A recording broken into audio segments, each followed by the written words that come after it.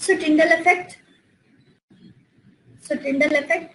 Tyndall phenomenon, scattering of a beam of light by a medium containing small suspended particles. So this is a Tyndall effect. When this Tyndall effect, we can observe the Tyndall effect if the particles enough size of the particles are present in the solution. Then these solute particles, these solution containing particles absorbs the light and allows the light to be scattered. So we can see the broadening of light. This is because of the particles present in it. They absorb the light and then scatters the light. The simple example of the Tyndall effect in the natural phenomenon, we can say that it's like a canopy. The light rays is passing through a dense forest, so that when the light rays from the gaps of the huge umbrella, we can say that green shield. So from that, when the light rays passes and reaches to the ground, so we can see that the narrow light gradually it is broadening and reaches to the ground. This is because of the dust particles present between, and these dust particles will absorb that narrow, we can say that beam of light from the sun, and will scatter the light, and that is nothing but a canopy.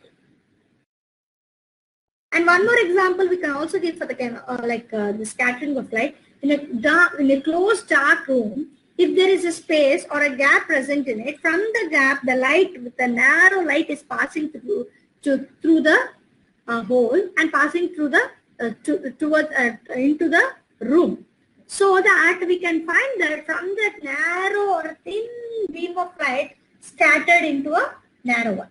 How? Because of the dust particles present inside the room, they absorb this light and this scatters the light. Understood or not? Yes, ma'am. This is about Tyndall effect. So true solutions does not show the Tyndall effect. Can you please respond the properties of Tyndall effect? Properties of true solutions one by one.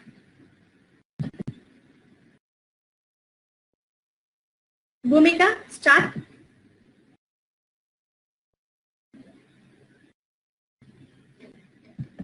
Bhumika. I'm sorry, ma'am. Can you please repeat the question? I want the properties of Tyndall effect, dear.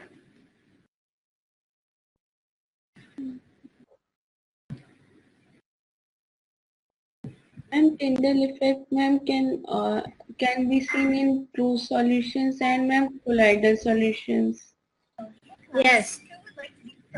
Like I want I want the properties of true solutions. Ma'am, true solution may be a stable solution. True solutions are And stable. Yeah, stable. And one more point. And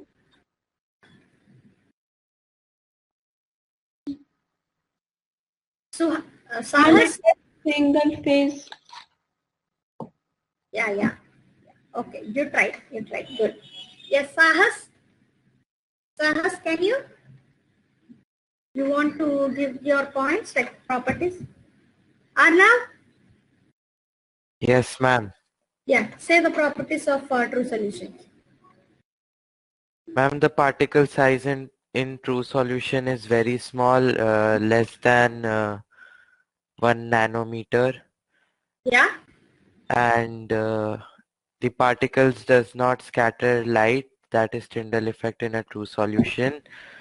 Yes. And the particles are stable in a true solution. Very good.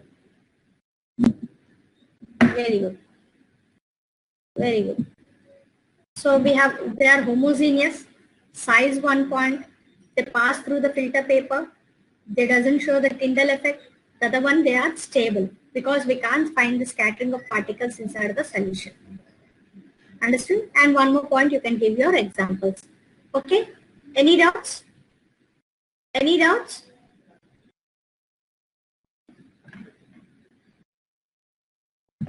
Next. Next.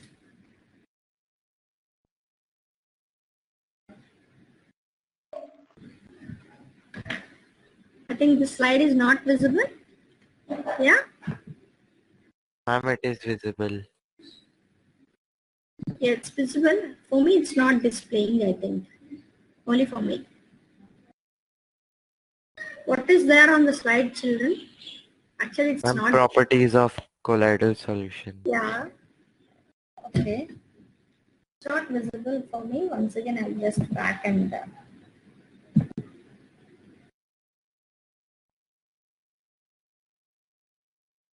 even now it's visible. Yes, ma'am. Why can't it visible to me?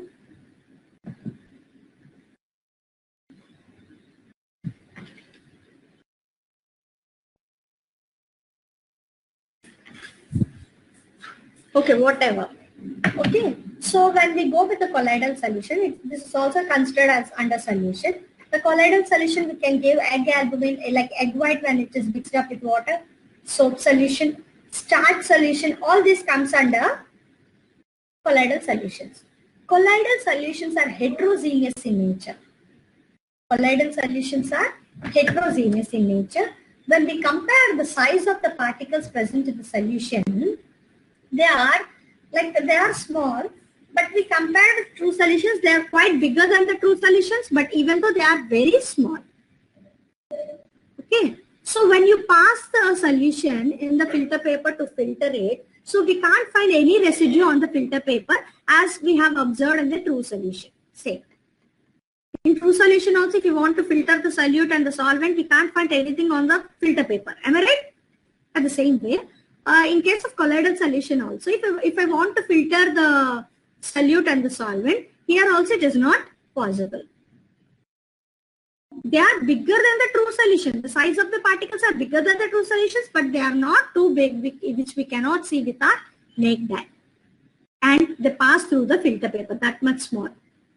And these solutions does allow the beam of light to scatter. Why? Because what we discussed, that they are bigger than the true solutions, but not as bigger as which we can see with our naked eye, but we can't see them. They are quite bigger when we compare with the true solutions. We can observe the beam of light and they can scatter the beam of light.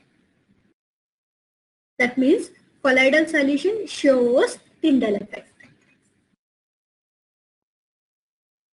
Colloidal solution shows Tyndall effect. Why? Because they are bigger when we compare with true solutions, as they can observe the light, a beam of light, and they can easily scatter the beam of light. First one, they are heterogeneous. The particles are small, but they are quite bigger than the true solutions, which we cannot see with our naked eye. The solution allows the beam of light to pass through, scatter the beam of light. And the fourth one, they are unstable. Like we can find the transparency, true solutions are transparent. If I place a beaker containing the true solutions, I can see clearly the screen, or I can see clearly the object behind the true solution, behind the beaker. But if we consider the colloidal solution, they are like translucent. We can't see clearly the object which is behind the solution. They are translucent. For example, like butter paper. Am I right? Like butter paper. From the butter paper, we can see the object what is present behind it, but not clearly as much as like true solution. True solution, they are transparent. Colloidal, they are translucent. Understood? And they also scatters the beam of light, and they are quite unstable because this clumsiness, the cloudiness cannot be settled down. They are like keep on like scattering only. Okay, so when you filter the solution, we can't find anything on the filter paper. They just pass through the filter paper because of the size.